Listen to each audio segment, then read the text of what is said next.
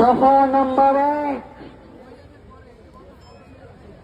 যে বা যারা খুন করেছে,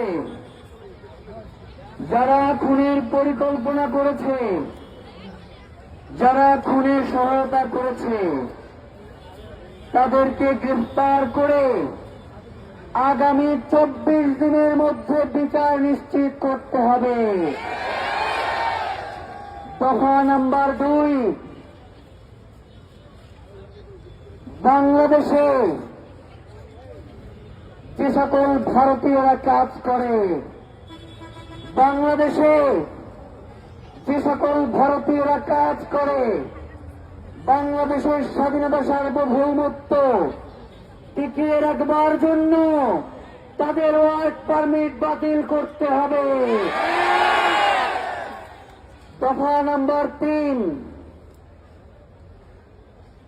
খুনি হাসিনা এবং যারা বাংলাদেশে 17 বছর গুম খুন করে মানুষের জীবনকে জাহান্নাম বানিয়ে দিল্লিতে আশ্রয় নিয়েছে, তাদেরকে যদি ফেরত দেওয়া না হয়, আন্তর্জাতিক আদালতে ভারতের বিরুদ্ধে নালিশ জানাতে হবে।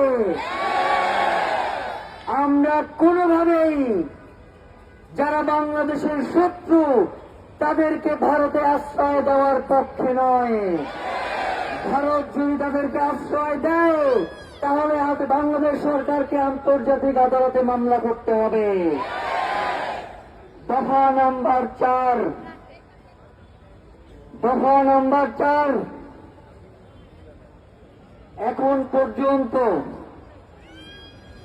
বাংলাদেশে যে সকল গোয়েন্দা সংস্থা রয়েছে, বাংলাদেশে যারা আইন শৃঙ্খলার কাজে নিয়োজিত রয়েছে, তারা এক একজন এক এক রকম বক্তব্য দিচ্ছে। কারো বক্তব্যের সাথে কারো বক্তব্য মিল নাই। তারা জনগণকে বিভ্রান্ত করতে চায়। তারা জনগণের এই মতামতকে, জনগণের এই জাগরণকে ভয় পায়। আমরা সরকারের কাছে অনুরোধ করছি, তাদেরকে চিহ্নিত করে তাদেরকে অতি দ্রুত চাকরিচ্যুত করে বিচারের মুখোমুখি করতে হবে। এবং এই দফার সাথেই সিভিল মিলিটারি ইন্টেলিজেন্সের মধ্যে যে সকল আওয়ামী সুয়াররা বসে আছে তাদেরকে বিচারের মুখোমুখি করতে হবে।